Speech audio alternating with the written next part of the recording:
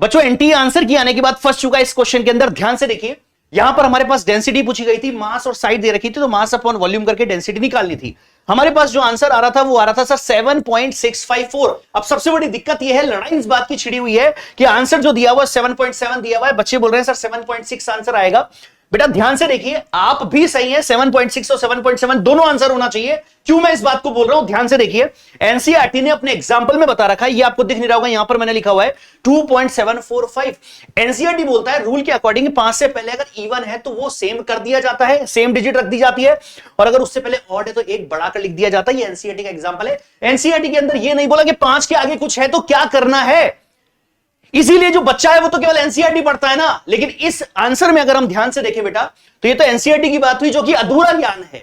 अगर हम रियलिटी में देखें तो 6.654 को हम नंबर लाइन पर बनाते हैं, 7.650 बीच में आता है, 7.700 7.600 के बीच में आता है 7.650।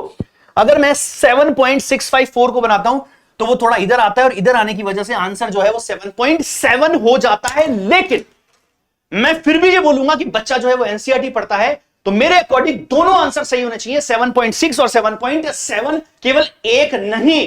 तो आप बताइए बेटा, आपका आंसर क्या है, कमेंट में जरूर बताइएगा, 7.6 या 7.7, और मुझे लगता है कि दोनों आंसर सही होने चाहिए।